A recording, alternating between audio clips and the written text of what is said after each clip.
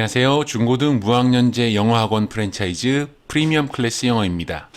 오늘은 예비고 3들이 겨울방학 때 해야 할 커리큘럼에 대해서 말씀드리겠습니다.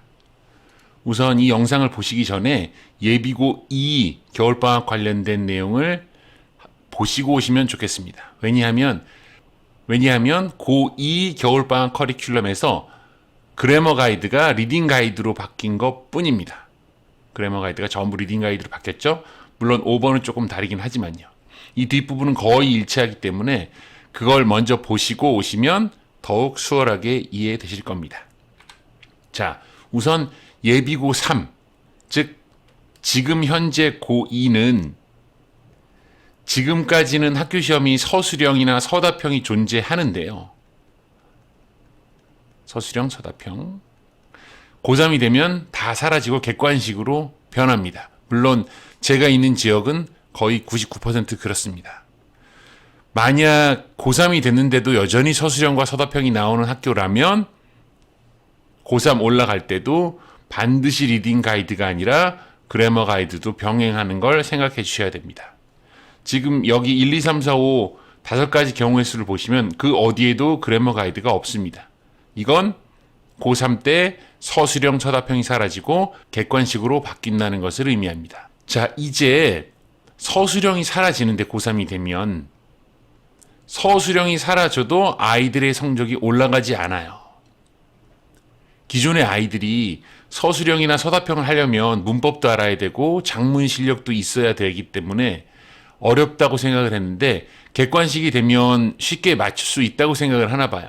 그런데 실제로는 원장님들도 아시겠지만 단어를 어렵게 바꾸고 글의 구조를 바꾼다든지 문장을 추가한다든지 해서 아이들이 어렵게 만들죠. 그러면 100% 객관식인데도 불구하고 성적 받기가 쉽지 않습니다. 그래서 절대적으로 필요한 건 단어랑 해석이에요. 단어랑 해석인데 우리가 해석하는 법을 과연 언제 알려줬는가라고 생각을 해보시면 시중교재 중에 대표적인 게 천일문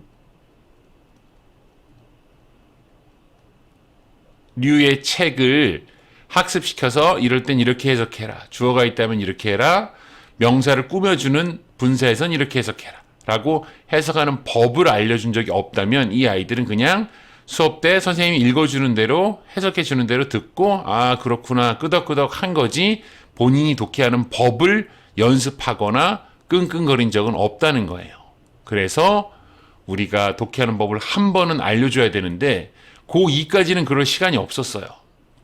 왜냐하면 독해가 절대적이라기보다는 변형이라든지 문법 이런 여러 가지 것들로 인해서 성적을 만드는데 고3이 되면 절대적으로 독해가 중요하기 때문에 독해를 반드시 하고 지나가야 됩니다. 자, 가끔 직독직해랑 우리말 어순으로 하는 게 이게 대치가 되죠. 직독직해를 해야 빠르게 인지하고 시간도 적게 걸리고 이렇게 해야지 맞는데 해석하는 법을 배우는 게 이걸 의미하는 건 아니에요. 모든 단어들이 있다고 예를 들면 예를 들면 need 이런 게 있으면 에서 필요하다 이렇게 해석할 수는 없잖아요. 이걸 엮어서 해석하는 경우도 있을 거고 그 다음 여기를 보시면 프랑스에서 만들어지면 이렇게 펜인데 그는 샀다 펜을 만들었다 에서 프랑스 이게 직독직해를 의미하는 건 아니잖아요. 직독직해란 무조건 보이는 대로 계속 해석하는 게 아니라 어느 정도 덩어리를 이렇게 지어서 아 프랑스에서 만들어진 펜 그래서 직독직해를 하더라도 그는 샀다 펜을 프랑스에서 만들어졌어 정도는 알아야죠.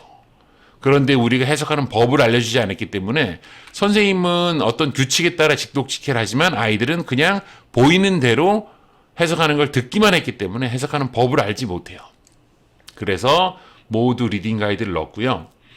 1번에서 4번은 제가 기본교육 때 말씀드린 정방향 혹은 순방향으로 지도를 하시는 거예요. 그리고 여기 5번을 보시면 역방향 이 역방향은 제가 기본교육 때 말씀드렸듯이 잘하는 아이거나 혹은 제법 하는데 순방향으로 하는 걸 저항하는 아이들이 있을 수 있어요. 고3인데 아니 지금 과거동사 할 때 이런 걸 제가 해야 돼요? 라고 무시하고 안 하는 거죠. 실제로는 해석을 매끄럽고 자연스럽게 하기 위해서는 독해, 구문을 해석하는 데 있어서 필요한 모든 것들을 학습해야 되는데 얘네들은 이런 거 보는 순간 고3인데 제가 이걸 해야 돼요 라고 저항을 하게 되면 실제로는 순방향으로 진행할 수가 없어요. 그때는 역방향으로 진행을 해야 되고 역방향 하는 법은 기본 교육 자료 바인더 찾아보시면 아실 수 있으세요. 혹시 모르시면 단톡방에서 제게 물어보시고요. 그리고 EBS 수능 완성 자료는 제가 공개해서 서버컴에 올려뒀어요. 그래서 요거는 출력하셔서 컬러로 아이들한테 배부하시고 이렇게 두 개를 같이 이용하시면 되세요. 요렇게까지가 독해고 여기는 솔빙 가이드 약한 유형을 해주시는 거죠. 그러니까 아이들이 약한 유형이 예를 들어서 순서랑 문장 삽입 그리고 제목이다. 그럼 이 두 가지를 병행하시는 거죠. 여기 4번에 보시듯이 솔빙 가이드랑 프랙티스 가이드를 이렇게 해야 풀코스라고 말씀드렸는데 고3들은 이제 시간이 없다 보니 예를 들어서 요약이 약하다고 해서 솔빙 가이드 요약과 PG 요약을 이렇게 하면 너무 좋죠. 그런데 고3이 딱 요거 한 유형만 못한다는 보장이 없잖아요. 대부분 요약도 못하고 제목, 순서도 잘 못하면 3개를 해야 되는데 이렇게 SG에서 PG로 넘어가는 풀코스로 진행을 하게 되면 겨울방학 2달 정도로 많이 못하죠. 그러니까 이때는 PG를 하는 게 아니고 SG를 여러 개 하는 거죠. SG 요약, SG 제주, SG 순서 이렇게. 그러면 이 3개의 푸는 법을 솔빙 가이드, 푸는 법을 알게 되고 PG는 뭐 나중에 자 그래서 5번 먼저 말씀드렸고요. 저항하는 아이들. 이제 1, 2, 3, 4번은 제가 예비고의 겨울방학 커리큘럼에 말씀드린 거하고 같아요. 리딩 가이드를 진행해 주시고 PG 심밀도랑 장문 독해 이해하는 경우 이거는 굉장히 아이가 못하는 경우예요. 그러니까 뭐 20점에서 40점 사이 너무너무 못하는 아이들. 그래서 이거 장문 독해랑 심밀도인데 너무 못하는 애들이 심경, 일치, 도표, 장문 독해를 다 맞기가 어려워요. 고3 문제는. 그러니 이걸 진행을 하면서 이 교재 자체가 고2 지문 일부하고 고3 지문이 섞여 있기 때문에 초반에 나오는 고2 지문 가지고 연습하고 수월함도 느끼고 재미도 느끼고 그 다음 고3 지문을 하다 보면 이걸 푸는 속도도 빨라지고 그리고 이것 자체가 쉬운 유형이기 때문에 아이가 성취감을 느껴요. 그러면서 점차 공부를 할 마음을 가지게 되죠.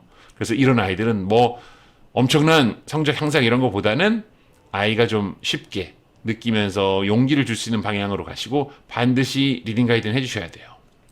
그 다음 40점 안팎이 있는 아이들은 목적과 주요.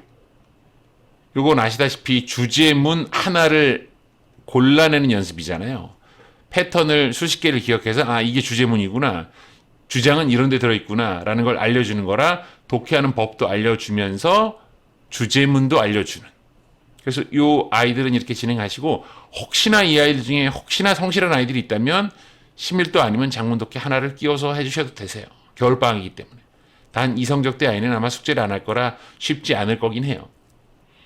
자, 이제 여기는 한 60점 안팎이 되겠죠. 요 아이들은 리딩 가이드 무조건 해주시고 요거를 같잖아요. 위에가 빨리 해주셔야 돼요. 빨리.